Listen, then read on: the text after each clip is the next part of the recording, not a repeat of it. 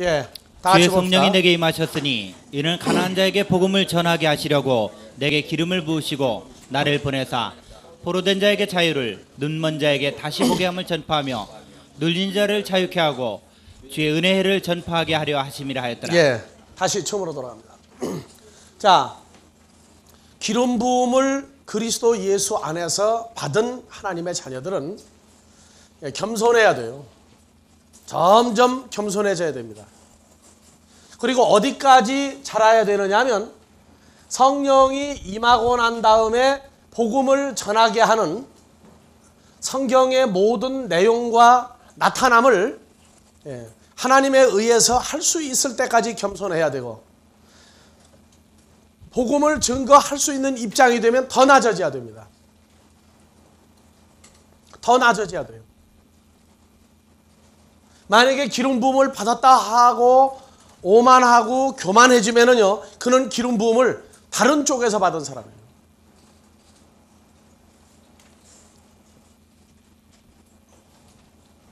우리도 혈과 육을 통해서 나왔기 때문에 다른 사람보다 윗자리 올라가면 어떻다는 거 알아요. 남에게 대우받으면 기분이 얼마나 좋다는 거 나도 알아요. 그렇지만 그리스도 예수 안에서 우리에게 기름 부음이 이루어졌다고 그런다면 그것은 이제는 내 삶이 아니라 그리스도로 더불어 살아가는 이제 공생애가 나타나져야 됩니다. 그렇기 때문에 교만이 겸손으로 바뀌고 오만함이 하나님의 자비로 바뀌어져야지, 그런 상태가 없다고 그런다면 아직 그는 성장해야 될 사람이거나 궁극적으로 가서는 씨가 다른 사람이 아니냐는 문제까지 도달하게 됩니다. 그래서 가짜 기름 부음을 받은 사람들이 기름 부음을 받은 양 해서 자기들을 나타내고 드러내서 하나님의 기름 부음을 오염을 시키는 결과가 온다고 그런다면 그 책임은 자기에게 다 돌아갈 것입니다.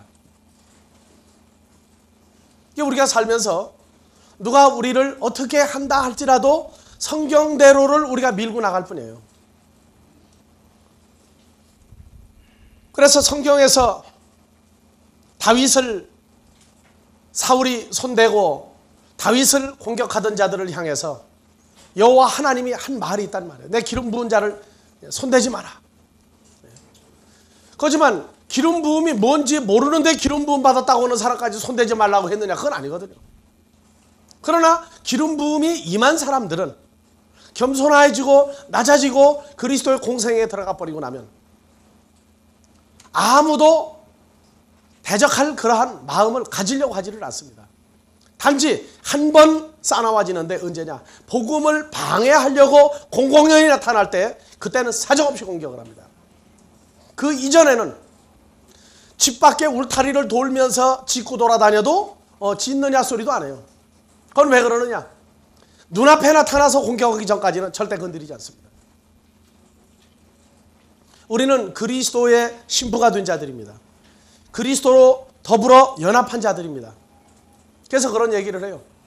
암탉이 평소에는 수탉한테 눌려 지내도 병아리를 거느리고 있는 암탉은 수탉이 도망간다고. 우리는요, 함께 해야 될 자녀들을 보호하는 데 있어서 공격할 때에는 그때는 싸나워집니다. 근데 울타리 밖에서 떠드는 건 신경을 안 쓴다고 그랬어요. 자, 더 진행합시다. 그래서 예수님이 탄생을 했을 때 예수 그리스도가 탄생하고 난 다음에 변화 과정을 거치는데 태어났을 때 그는 하나님의 아들로 태어났습니다. 아들로 태어났는데 아들의 일을 합니까? 못합니까? 사역을 못하죠. 사역을 못해요. 12살 때에 예루살렘에 유월절에 올라갔을 때 돌로 지은 성전을 보고 내 아버지 집이다. 내 아버지 집이다. 거기까지도 말하는 상태까지 컸어요. 그리고 12살 때 이미 종교계 지도자들이 예수님으로 더불어 문답할 때 전부 다 놀래버렸어요. 아니 저 어린아이가 어떻게 저렇게 고차원의 말씀을 할 수 있느냐. 그건 무슨 얘기냐? 예수님의 나이 12살이라고 그러는 것은 예수를 믿은 지 12년 된 사람 정도를 우리가 그렇게 해도 얘기할 수 있어요. 그리고 예수님이 공생애를 살게 됐을 때 공생애의 시작에 어떻게 됐어요? 시작에서 자, 예수님의 탄생은 또 하나 있죠. 마태복음에서는 마태복음 1장에서는 어느 계보로 나왔어요? 다윗과 솔로몬, 아브라함의 계보를 통해서 다윗과 솔로몬 왕의 계보로 등장을 했죠. 그 다음에 마태복음 13장에서 예수 그리스도는 선지자로도 등장을 합니다. 그런데 문제는 뭐냐면은 제사장의 사역은 예수님이 어디 가서 지금 받아야 됩니다. 여호와 하나님이 모세형 아론을 통해서 제사장의 직분을 넘겼어요. 예수님이 탄생했을 때 하나님이 세운 선지자가 하나도 없었습니다. 그리고 예수님이 탄생했을 때 왕도 헤롯은 유다 지파를 통해서 나온 왕이 아닙니다. 그래서 이스라엘의 유다 지파를 통한 왕과 하나님이 세운 선지자는 이미 없었어요. 그래서 예수님은 왕과 선지자의 계보는 자연스럽게 승계를 할 수 있었어요. 그런데 이 제사장의 계보는 이것은 받아야 됐어요. 제사장은 뭐 하는 사람들입니까? 하나님과 백성 사이에 중보 역할이죠. 중보와 죄 사함의 역할을 제사장들이 해줘야 됩니다. 근데 이거는 예수님이 태어났을 때에도 아론의 반차를 쫓은 대제사장의 계보를 쫓은 자들이 계속에 있었어요. 그리고 누가복음 1장에 누가 태어납니까? 대제사장 샤가랴의 아들 밥티스마 요한이 대제사장으로 등장을 하고 있었어요. 그래서 예수님이 공생애를 시작하기 전에 왕과 제선지자의 직분은 가지고 있었지만 대제사장의 직분을 이거를 돌려받아야 됐어요. 그래서 마태복음 3장에서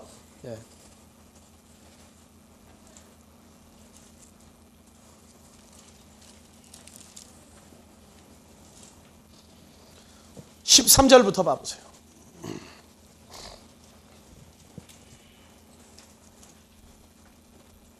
마태복음 3장 13절부터.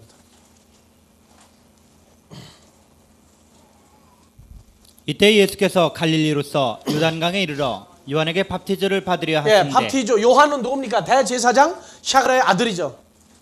그리고 요한도 이미 30세가 넘었어요. 제사장 대제사장의 사역을 이제 감당하는 나이가 된 겁니다. 그래서 14절 요한이 말려 가로되 대제사장 요한이 말려 가로되 내가 당신에게 밥티즈를 받아야 할 터인데 당신이 내게로 오시나이까? 무슨 얘기예요? 밥티스마 요한은 그 당시까지도 정신이 멀쩡해서 알았어요. 왜냐하면 예수님이 하나님의 어린 양이라는 거 알았거든요. 하나님의 아들이라는 걸 알았어요. 그러니까 내가 당신한테 밥티즈를 받아야 할 터인데 당신이 내게로 오나이까? 그러면 예수님이 밥티스마 요한을 만약에 물속에 집어넣었다 꺼냈다. 그러면 예수님은 무슨 사역을 하는데? 왕과 선지자 사역을 하는데 제사장의 사역은 포기하는 거예요. 즉 구약에서 레위기 6장 22절 봐보세요. 다 같이 봅시다.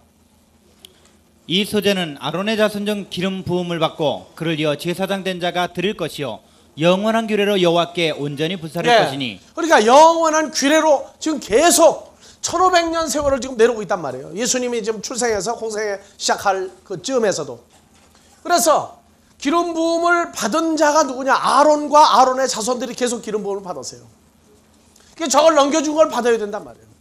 만약에 밥티스마 요한에게 예수님이 물속에 집어넣다 꺼내는 밥티조를 행했다고 그런다면 그건 예수님이 왕이나 선지자 사역을 하지만 마태복음 1장 21절 아들을 낳으니 이름을 예수라 하라. 이는 번역한즉 백성의 죄에서 구원할 자다. 그 사역은 끝나버린단 말이에요. 그러니까 이제는 아론의 반차를 쫓은 기름 부음을 이제는 예수님이 넘겨받으려면 다른 사람들도 바프티스마 요한에게 요단강에서 바프티조를 받았지만 예수님이 받는 것은 다른 사람이 받는 것과 완전히 다른 거예요. 왜? 여호와 하나님이 주었지 않습니까? 주었던 걸 예수라고 하는 이름으로 와서 돌려받는 거란 말이에요. 그래서 예수님이 이름에 그리스도라고 하는 것이 붙은 것은 언제부터 그리스도가 붙는 거예요? 이름 부음을 제사장에게 주었던 것까지 넘겨받을 때 예수 크리스토스라고 하는 예수 그리스도라고 하는 두 가지 이름이 공히 역사를 효력을 발휘하기 시작하는 겁니다. 그래서 선지자를 세울 때 누가 기름을 부었어요.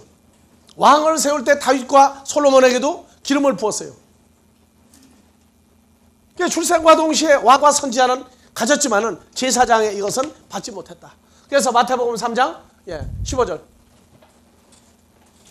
예수께서 대답하여 가라사대 이제 허락하라. 이제 허락하라. 뭐를?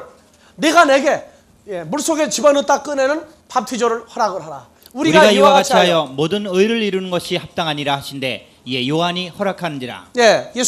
예수께서 바프티조를 받으시고 곧 물에서 올라오실 때 하늘이 열리고 하나님의 성령이 비둘기같이 내려 자기 위에 임하심을 보시더니 다 같이 17절. 하늘로서 소리가 있어 말씀하시되 이는 내 사랑하는 아들이요 내 기뻐하는 자라 하시니라. 알겠습니까?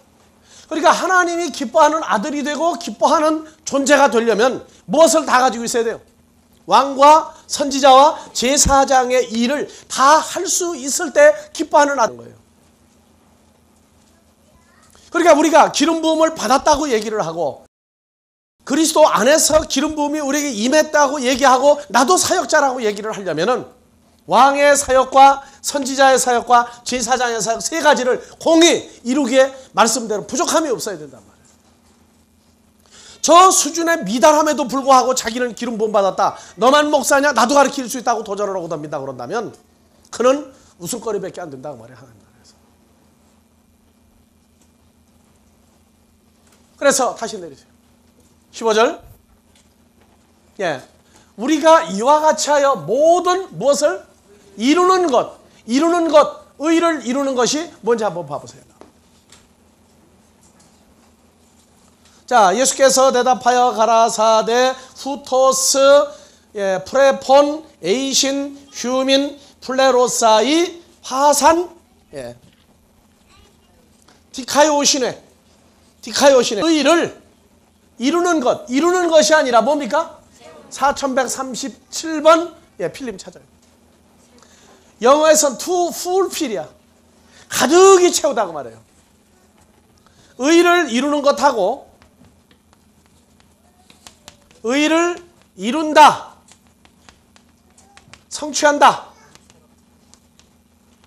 이 내용하고 채운다. 어떻게? 가득히 채운다 하는 내용은 전혀 다른 얘기입니다.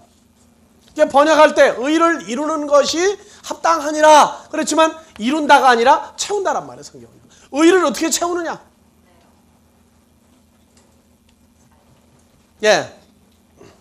의 찾아보세요.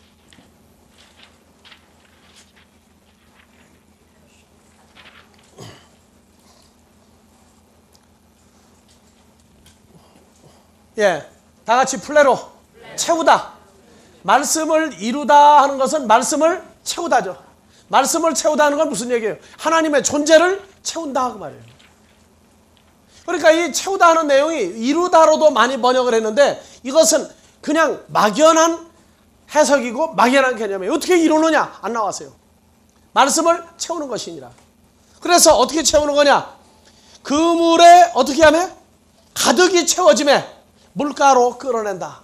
아시겠어요? 그물이 있으면 그물에 가득히 채우는 것 같이 말씀이 우리 몸에 가득히 채워지는 걸 얘기해요. 그럼 의를 채운다는 게 하나님의 의가 우리 몸에 완벽하게 채워지는 상태를 얘기한단 말이에요. 그래서 디카이오시네.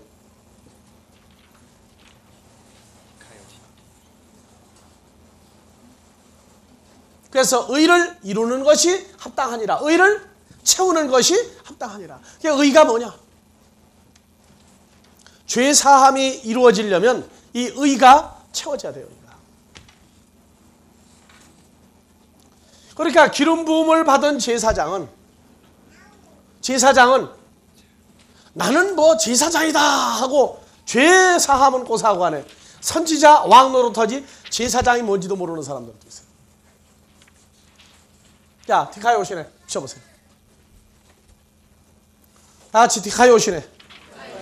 이 디카이 오시네는요, 마태복음 5장 6절에 가서 의에 줄이고 목마른 자도 나오죠. 그러니까 이 의가 채워지면 무엇이 해결돼요? 목마르고 배고픈 것을 해결하는 것도 의가 되죠. 그러니까 의가 뭔지 모르는 사람은 의인의 자격이 없어요. 의가 뭔지 모르면 의인 자격이 없는 사람이에요. 그래서 의가 가득히 채워지도록 하는 것이 합당하니라. 그러면 내가 하나님의 일을 할 때 뭣도 해결되는 거예요, 그러면? 예수님이 할 때 줄이고 목마른 것도 해결되죠. 그러니까 다른 사람을 의로 채울 수 있는 일을 하는 거죠. 그래서 이 의라고 하는 걸 풀지 못하고 서기관 바리새인보다 너희 의가 더 나아야 한다고 푸는 것도 똥털이란 말이에요. 말은 그럴싸한데 내용은 전혀 달라요. 그래서 마태복음 6장 33절 너희는 먼저 그의 나라와 그의 의를 구하라. 그래야만 이 모든 것을 너에게 더하여 주시리라. 할 때 의를 구하라. 그래서 이번 공부하는데 요한복음 16장 8절 의에 대하여 심판을 나오죠. 의에 대하여라 하면 내가 아버지께로 가미요. 그렇게 나와요. 그래서 만약에 예수님이 그때 요단강에서 대제사장 요한에게 밥티조를 예수님이 받지 않았다면 오기는 와서 출생을 했는데 아버지께로 갈 길이 없어져 버려요. 자, 그래서 봐보세요. 로마서 3장 21절 하나님의 한 의가 나타났으니 22절 하나님의 의인이 차별이 없느니라. 그래서 23절, 24절, 25절, 26절까지 21절부터 하나님의 의가 무엇인지 나와요. 봐보세요. 그냥 믿는 게 아니에요. 자, 이제는 율법에 하나님의 한 의가 나타났다. 한 의가 나타났으니 이 의는 율법과 선지자들이 증거를 한 거예요. 이 의는 존재입니다. 존재. 그래서 곧 예수 그리스도를 믿음으로 말미암아 모든 믿는 자에게 비치는 하나님의 의니 하나님의 의죠. 그래서 이 의는 뭐냐? 23절 모든 사람이 죄를 범하였음에 하나님의 영광에 이르지 못하더니 그리스도 예수 안에 있는 구속으로 말미암아 하나님의 은혜로 값없이 의롭다 하심을 얻은 자 되었느니라. 그래서 누구 안에 들어갈 수 있도록 된 게 하나님의 의입니까? 그리스도 예수 안에 들어가도록 구속을 받도록 죄사함을 받도록 한 것이 하나님의 의다 그 말이에요. 하나님의 의는 누구냐? 아버지 하나님의 존재가 의요, 예수 그리스도가 의요, 우리가 누구 안에 들어가는 것? 이 속에 들어가는 것도 의예요. 의를 채우는 것이 합당하니라. 그래서 우리가 죄인 되었다가 누구 안에 들어가는 거예요? 하나님의 의요, 아버지 하나님과 그리스도 예수가 하나님의 의인데 그 속에 우리가 들어가는 것도 뭐라고요? 의를 채우는 거란 말이에요. 그 사역을 내가 하겠다고 말이에요. 죄 사함을 이루고 난 다음에 내 속에 들어오는 자가 있다고 말이에요. 그래서 23절 24절 모든 사람이 하나를 티하 죄를 범하였으며 하나님의 영광에 이르지 못하더니 가지고 저울로 다뤄보니까 하나님의 영광 모습과 우리를 다뤄놓고 보니까 우리가 어떻게 하나님의 영광은 무겁고 우리는 가벼워 올라가 버린단 말이에요. 안 된단 말이에요. 도대체. 이게 수평을 이루어야 되는데 그래서 영광에 이르기에 부족하더니 누구 안에 있는 구속? 그리스도 예수 안에 있는 구속으로 말미암아 하나님의 은혜로 값없이 의롭다 하심을 얻은 자 이게 하나님의 의예요. 이게 죄인이 하나님 속에 그리스도 예수 안에 들어가는 것이 의를 채우는 거예요. 우리도 하나님의 의예요. 그렇기 때문에 연합되어진 존재를 연합해서 채워버려서 부족한 것을 메꿔버리는 것, 이것도 의를 이루는 것, 채우는 것이다. 그러니까 예수님의 공생애가 이루어지려면 밥티스마 요한이 아론의 반차를 쫓아서 내려온 이 죄사함, 죄인이 죄사함을 받고 그리스도 예수 안에 들어가 연합되어지는 사역을 하는 이 죄사함. 그래서 율법은 참것의 그림자다. 예수 그리스도가 나타나서 이루실 모든 것에 대한 그림자다. 그래서 해마다 양이나 송아지나 염소의 피로 드리는 제물은 죄가 생각이 나게 하는 죄사함이다 그 말이에요. 그러니까 영원한 제사는 예수님이 할 수밖에 없는데 그건 아론의 반차를 쫓은 흔적을 도로 받아야 된단 말이에요. 그러니까 공적인 선포예요. 예수님이 요한에게 밥투조 받은 것은. 그래서 예수님은 그럼으로 인해서 이제 뒤에 뭐가 붙느냐? 그리스도라고 하는 명칭이 하나 붙는 거예요. 그러니까 예수는 왕과 선지자와 제사장 중에 어느 쪽이 제일 강한 이름이 예수입니까? 제사장의 권한을 가진 것. 죄사함을 이루는 이름이 예수죠. 죄를 사해 주니까. 그래서 왕과 선지자보다는 핵심은 어디 있느냐? 제사장 사역이란 말이에요. 죽은 자를 살릴 수 있는 거니까. 그런데 선지자는 뭐 하느냐? 선포해야 되죠. 선포해야 돼요. 왕은 뭐냐? 책임지는 자예요. 책임지는 자. 이 세 가지를 다 가져야 돼요. 예수님이 죄는 사해 주는데 선포하는 일을 못한다. 그러면 선포할 사람을 따로 만들어야 돼요. 예수님도. 그래서 구약에서부터 신약까지 역사를 가지고 예수님이 그리스도라고 하는 이름을 가졌어요. 그러니까 우리가 오늘날 그리스도 예수 안에 들어가서 고린도후서 1장 21절 다시 갑시다.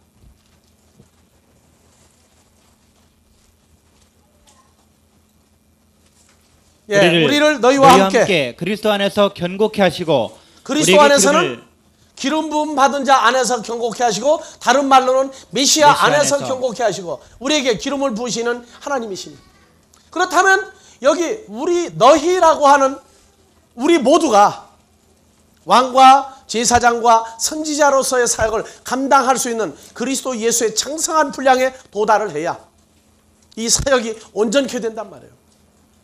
그때까지는 국으로 좀 가만히 있으면 좋겠어. 그런데 혈과 육의 본성이 가끔 속에서 역사하면 어떻게 되죠? 자랑하고 뻐기고 의시되고 싶은 거예요. 그러니까 그때는 이쁘게 봐주는 거예요. 그거. 그때가 뭐라고 그냥 기어오른다 그러는 거 그걸 보고. 그런데 다 한 번씩 기어 올라본 경험이 있으니까 후배를 너 그렇게 봐준다. 그렇게 생각하시면 돼요. 자, 그리고 우리에게 기름 부으신 이는 누굽니까? 아버지 하나님의 아래만. 사람이 부어주는 기름 부음이 있어요.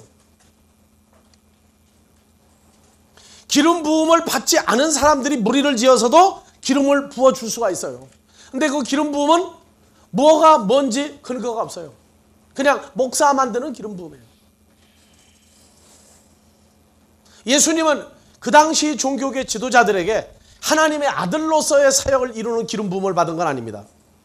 단지 회당장으로서의 사역을 할 수 있는 기름 부음을 받았어요. 예수님도.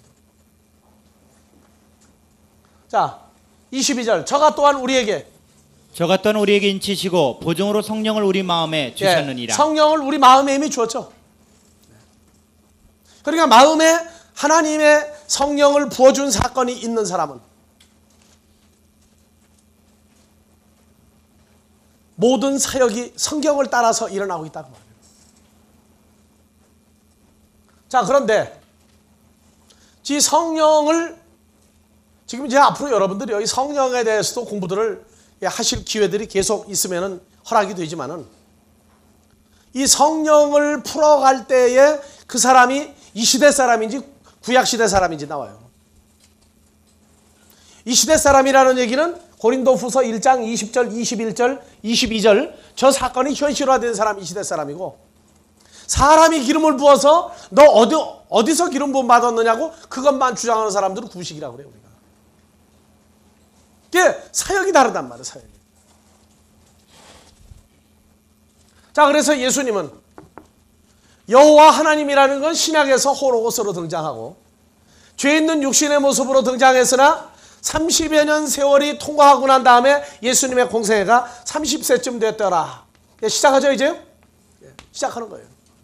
그러니까 우리도 하나님을 아버지라고 부르면서 새롭게 성장하는 제2차 성장 기간이 필요한 거예요. 이 성장 기간을 통해서 공생의 사역이 시작될 때 가난한 자에게 복음을 전한다는 가난한 자가 나온단 말이에요. 가난한 자가. 이 사건이 진행이 되면서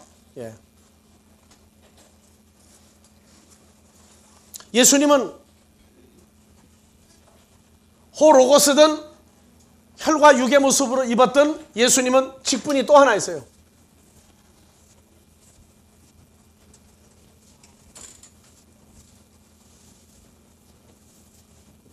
무슨 직분이 있느냐? 예수님 일컬어 파라클레토스. 예, 여러분들 부교재에 35페이지가 있습니다.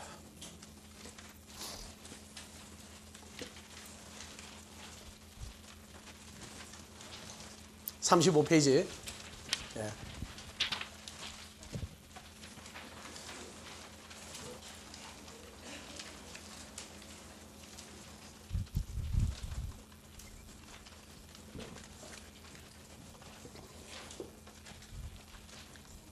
자, 다 같이 읽어봅시다.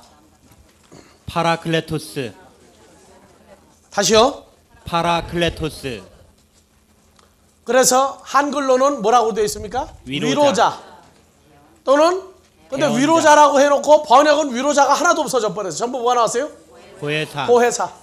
보혜사. 또 하나 대원자. 대언자. 그래서 요한복음 14장 16절 26절 15장 26절 16절 7절 요한 1서 2장 1절 요 5번 쓰였어요. 그래서 이 파라클레토스는 보혜사, 위로자, 대언자 이렇게 세 가지로 통상 쓰이고 있어요. 근데 이 파라클레토스는요, 자, 3870번에서 왔는데 3870번 다 같이 파라칼레오. 뜻이 뭡니까? 초청하다. 또는 부르다 그 말이에요. 그래서 이 단어는 합성어예요. 3844번 뭡니까? 다 같이 파라. 뭐뭐 곁에. 또 2564번 예, 올려보세요. 2564번 다 같이 칼레오. 부르다. 누가 부르면 갈레오 가죠. 예. 여러분들은 세상에서 갈레오하고 온 사람이에요. 어디 옆으로? 예. 누가 부르니까 온 거예요? 예수님이 불렀어요? 집사님 아무개가 불러왔어요? 누가 여러분들을 불러서 왔어요? 성경에서는 누가 불렀어도 하나님이 그리스도 예수 안에 계시사 너희를 부르셨다 그렇게 얘기합니다. 그러니까 전도로 다니는 사람이 집사든 권사든 장로든 목사든 누구든지 간에 예수를 말하고 불러드리면은 하나님이 부른 걸로 우리는 얘기를 해요. 그래서 하나님이 칼레오 불렀다. 그래서 우리는 누가 불러서 온 사람이에요? 하나님이 우리를 칼레오 하니까 예, 내가 갈게요 하고 온 사람들이에요. 세상에 하나님이 부른 사람들이 있다니 어때요? 좀 자부심이 좀 느껴져요? 긍지가 느껴져요? 근데 갈 때는 제발 말없이 가지 말라. 자, 다시 봅시다. 그래서 이 칼레오 부르다 하는 건 예수님도 태어나니까 예수라고 불러라. 임마누엘이라고 예, 불러라. 다 나오죠? 예. 그래서 이 부르는데 지금 여기 지금 다 안 나왔어요. 근데 우리를 부를 때는 뭐라고 불러왔어요? 죄인으로 우리를 불렀어요.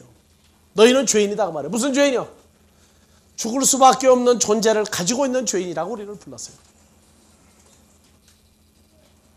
그래서 어디로 불렀느냐? 부르기는 불렀는데 다 같이 다시 위로 올라가서 파라. 누구 옆으로 불렀어요? 예수님 옆으로 우리를 불렀어요. 그래서 이 파라칼레오는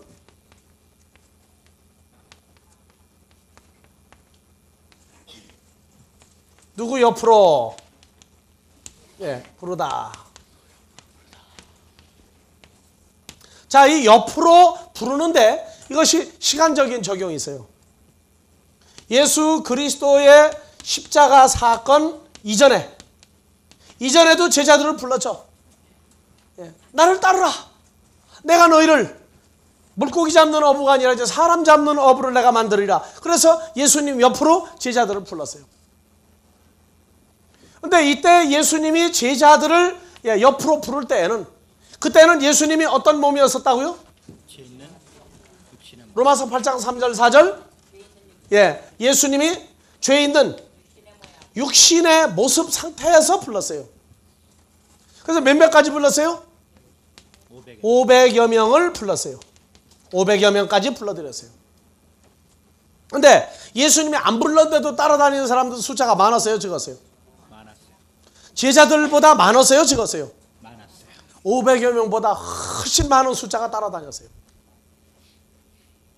또 이런 것도 가르쳐 놓으면요, 어떻게 또 고지식하게 믿는지. 자, 그러면 이때도 500여 명 또 불러들이는 거 아니냐? 그래가지고 500명만 넘으면 또 초조해지는 사람이 생길까봐 내가 미리 얘기하는 거예요. 14만 4천이라는 숫자가 있어요. 근데 그거는 만타의 표시입니다. 만타의 표시. 어느 누구에게도 몇 명이라고 못을 안 박아놨어요. 그래서 헬라어나 히브리어에서 천은 많답니다. 최고로 많다는 뭐예요? 그래서 많이요. 그래서 최고로 많다는 많이야. 그래서 많다예요.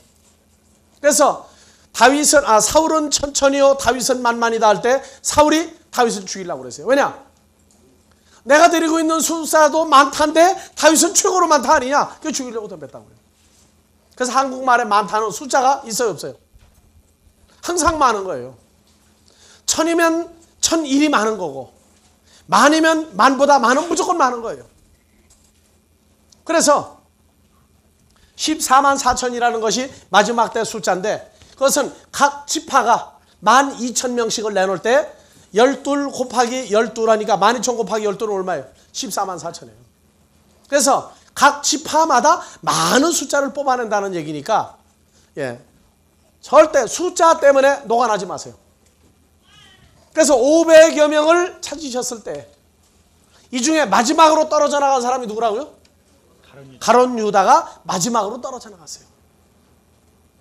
가룟 유다는 누구의 분신이라고요? 마귀가 변한 존재예요. 마귀가 변한 존재라고요. 그래서 이 사역이 있어요.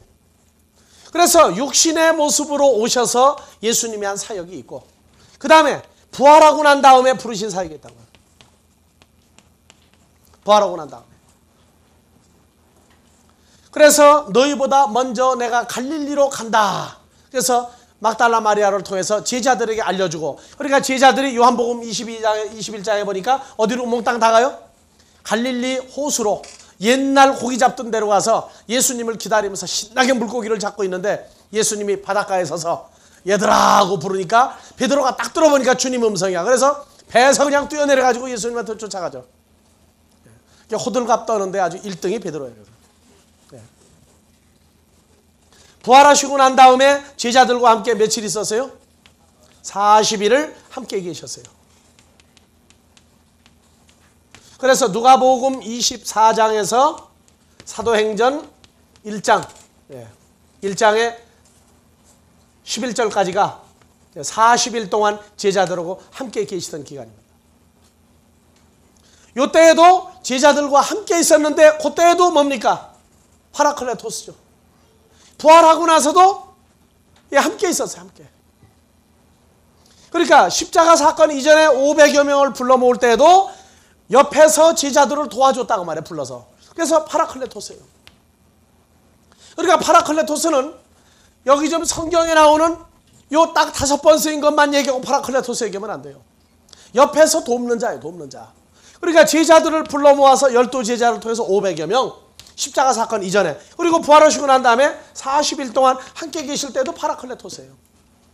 근데 파라클레토스의 진정한 의미는 역사적으로 어떤 과정을 이루기 위해서 필요하단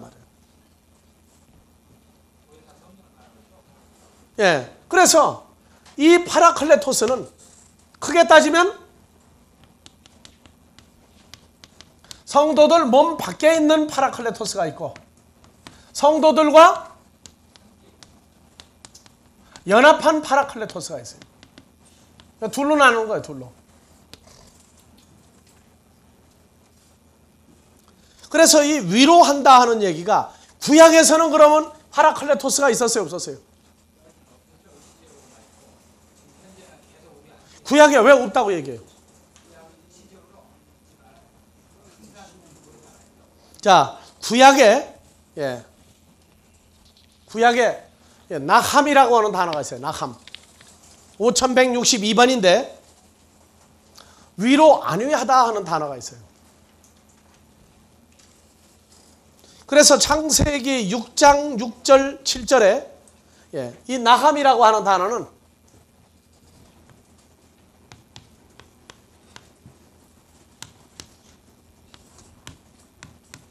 위로하다 하는 의미도 있는데 한탄하다 하는 의미와 같이 쓰입니다.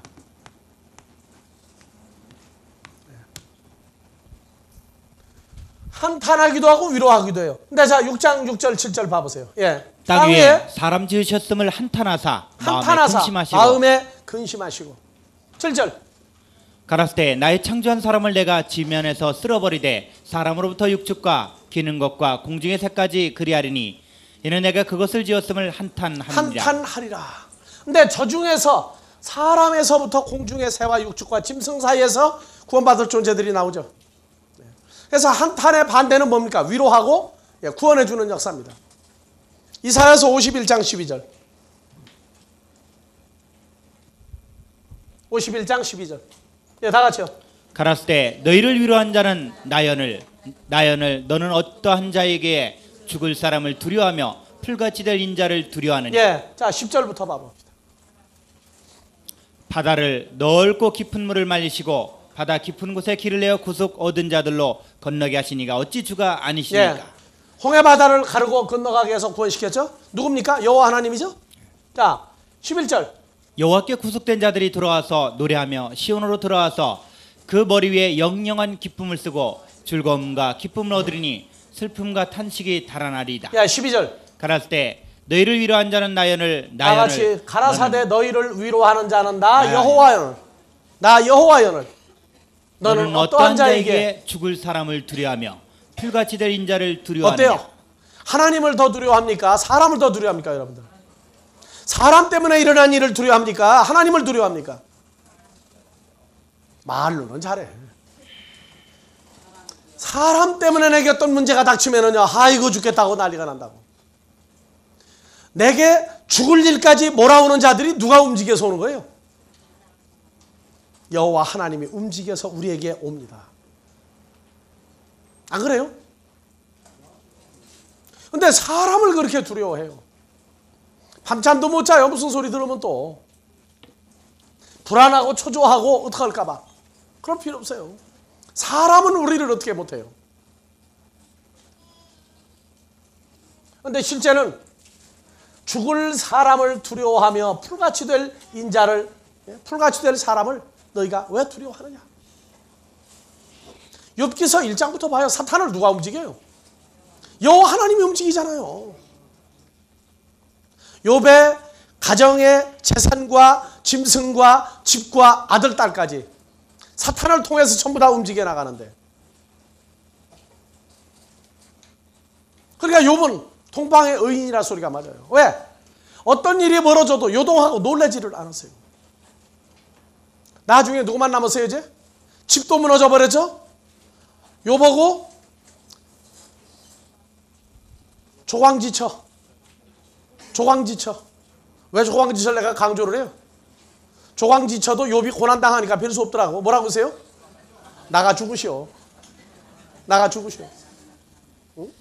아니 당신 뭐 그렇게 섬기는 하나님이 말이야 그따위냐. 뭐 그런 하나님이냐. 그러니까 나가 죽어라. 근데 욥이 점잖게 역시 군자는 대로야. 어찌 내가 내 입으로 하나님을 저주할 수 있겠느냐. 주신 자도 다 같이, 취하신 자도. 제발 그렇게 되어지기를 축원합니다. 알았어요? 무슨 일이죠? 그래서 그 사람에게 문제가 일어나 보고 난 다음에 그 사람이 과연 우리를 인도하시고 우리를 자라게 하시고 우리를 하나님께로 인도한 주님을 얼마나 의지하는지 알아보려면 문제를 줘봐야 돼요. 그러니까 문제가 올 때에는 바로 무엇의 시작이다? 문제가 왔다는 얘기, 슬픔과 좌절과 혼란 속에서 뭐의 시작이다? 기쁨을 맛보는 시간이에요. 근데 기쁨을 맛보는 시간이 좀 뜸을 들여서 그게 탈이야. 바로 그냥 그 문제 이후에 오면 얼마나 좋아요. 우리 경우도 세상 재산 분기도 없어지고 난 다음에 다시 복구하는 어떤 기본 과정이요 10여 년 세월 걸리더라고요. 먹고 사는 거 이제는 하여튼 해결됐다. 바닥이라도 해결됐다 할 때가 한 10여 년 걸리더라. 그러니까 언제 기뻐하기 시작했어요? 기쁨을 줘도 기쁘긴 기쁜데 밖에 벌어지는 상황은 안 기쁘다야. 근데 속에서는 기뻐. 나 참 두 가지 세계를 체험해보니까 어이가 없어요. 그렇게 없어졌는데도 잠 잘 자고 밥 잘 먹고 신앙생활하고 그러세요. 근데 눈만 뜨고 밖에 보면은 안 그래. 그렇게 지냈어요. 그렇게. 그러니까 기쁨의 시작은 언제냐? 내가 성장을 하고 나야 알게 되는 그때가 있어요. 다시 읽읍시다. 가라사대 너희를 위로하는 자 파라클레토스는 나 여호와 하나님이거늘 나 여호와 하나님이거늘 너는 어떠한 자에게 죽을 사람을 두려워하며 풀같이 된 사람들을 두려워하느냐. 그래서 다음 절 하늘을 펴고 땅에 기초를 정하고 너를 지은 자 여호와를 어찌하여 잊어버렸느냐. 우리를 누가 지었어요? 우리 아버지 하나님이 지었어요. 어찌 잊어버렸느냐? 너를 멸하라고 예비하는 저 학대자의 분노를 어찌하여 항상 종일 두려워하느냐. 학대자의 분노가 어디 있느냐. 예, 다윗이 사울에 의해서 도망을 다닐 때 두려워했다는 말이 나옵니까? 안 나옵니까? 나와요? 안 나와요?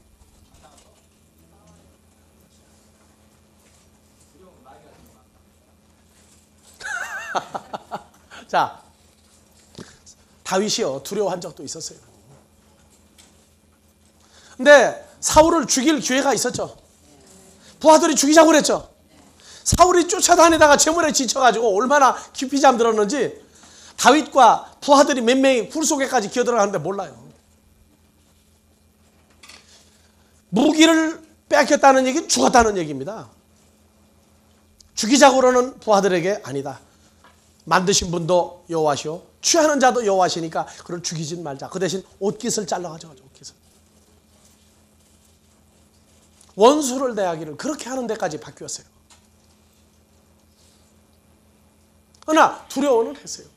하지만 다윗은 시편에 뭐라고 그랬느냐? 나의 의지할 자는 나의 위로하는 자는 누구라고요? 오직 여호와시니라. 그 생각은 계속 속에서 나왔던 거예요. 그러니까 오늘날 우리도 예수 그리스도를 영접했다는 얘기는 바로 헬라어로 말하면 파라클레토스가 지금 내가 누구 안에 있은지? 그리스도 예수 안에 있다는 얘기는 파라클레토스 안에 있다는 얘기예요. 그러니까 내가 늘 얘기할 때 무슨 문제가 생기거든. 총알이 비오듯 날라올 때 탱크 안에 있는 사람은 뭐가 날라오기 전까지 겁낼 필요 없다고요? 탱크를 부시는 포탄이 날라오기 전까지는 안에서 구경하고 있는 거예요. 구경하고 있는 거. 총알이 그냥 탕탕 부딪히고 난리가 나도 날라오냐? 하고 구경을 하는데 신병은 어떻게 돼요?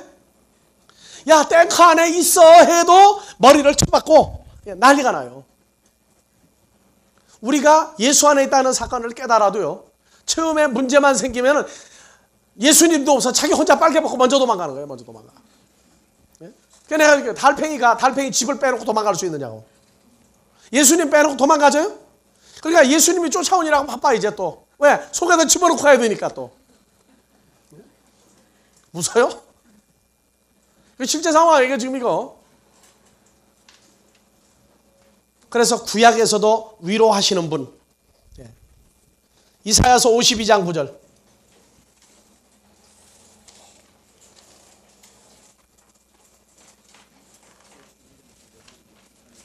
예, 다 같이요. 너 예루살렘에 황폐한 곳들아 기쁜 소리를 발하여 함께 노래할지어다. 이는 여호와께서 그 백성을 위로하셨고 예루살렘을 구속하셨습니다. 그렇죠. 그래서 구약에서도 여호와 하나님은 이스라엘 택한 백성들의 파라클레토스였어요. 근데 이들의 여호와 하나님의 모습을 못 봐요.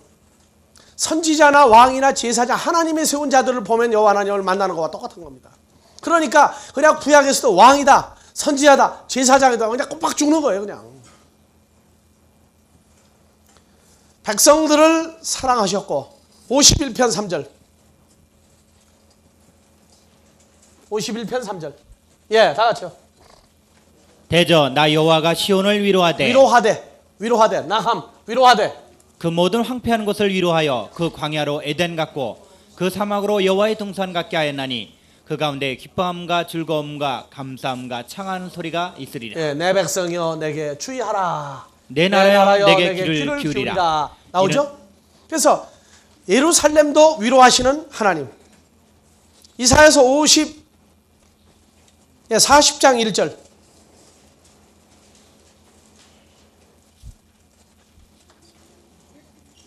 너희 하나님이 가라을 때 너희는 위로하라. 내 백성을 위로하라. 예, 먼저 하나님의 위로함을 받은 자는 백성들을 위로해 주라. 시편 23편 1절부터 봐보세요. 예, 다 같이요. 여호와 나의 목자시니 내가 부족함이 없으리로다. 그가 나를 푸른 초장에 누이시며 쉴만한 물가로 인도하시는도다. 내 영혼을 소생시키시고 자기 이름을 위하여 의의 길로 인도하시는도다. 예, 4절.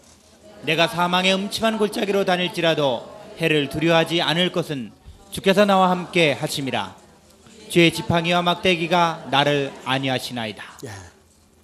구약에서 계속 다윗의 파라클레토스죠. 보호자는 누굽니까? 여호와 하나님이었어요. 변함없는 하나님의 함께 하시는 역사를 다윗이 의지하고 믿었어요. 그렇기 때문에 구약에서도 위로자의 하나님은 계속 있었어요. 그러니까 신약에서 파라클레토스 보혜사 위로자 대언자 하는 이 사건을 신약에서만 찾으면 안 돼. 구약에도 계속 택하신 자들을 보호하시고 인도하시는 파라클레토스는 계속 있었다 하는 사건을 잊어버리지 마세요. 그러니까 히브리서 13장 8절에 그리스도는 어제나 오늘이나 영원토록 동일하다는 얘기는 영원토록 우리를 어제도 오늘도 영원토록 우리를 지키신다 하는 의미에서 이것을 잊어버리지 마시라고 말해요. 그러니까 우리가 2000여 년 전 제자들을 놔두고 떠나야 되는 예수님의 심정이 제자들 마음과 예수님의 마음이 상태가 다르단 말이에요. 오늘날도 마찬가지예요. 우리가 주를 아는 상태에 따라서 제자들이 겟세마네에서 예수님이 3번 동일한 말씀으로 기도하고 오실 때마다 너희가 자지 말고 깨어 기도하라 그러니까 그 근심함을 인하여 또 눈꺼풀이 씌어가지고 또 자고 있어요. 2번째 동일한 말씀으로 기도하고 또 와서 야 깨어 기도하라.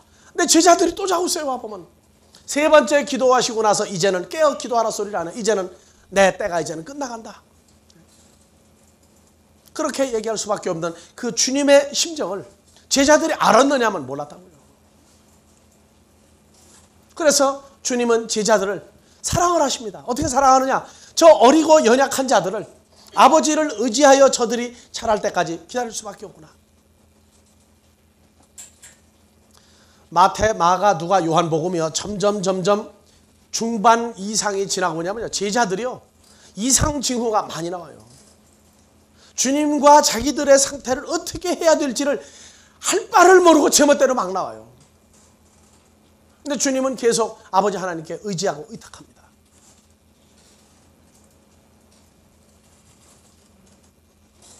이제는 요한복음 13장에서 17장까지 사건 가운데 내가 코스모스 세상을 떠나 아버지께로 갈 때가 이제 되었습니다 하는 기도를 이제는 주님이 안 하셔요. 이제 끝났어요. 그 기도는. 왜? 우리에게 왔으니까. 우리 개개인에게 와서 이루어졌기 때문에 이제 그 기도는 안 해요. 그러나 우리는 그 내게 와주신 주님이 어떤 심정으로 역사를 기록하게 했는가, 성경을 쓰게 했는가를 우리는 알아야 됩니다. 그래야 감사와 기쁨이 우리 생활을 이끌어갈 때 요동하지 않는 말씀의 기초가 놓여집니다. 주민들 잡시면서도 동일한 마음으로 기쁨 가운데 먹고 또 만납시다.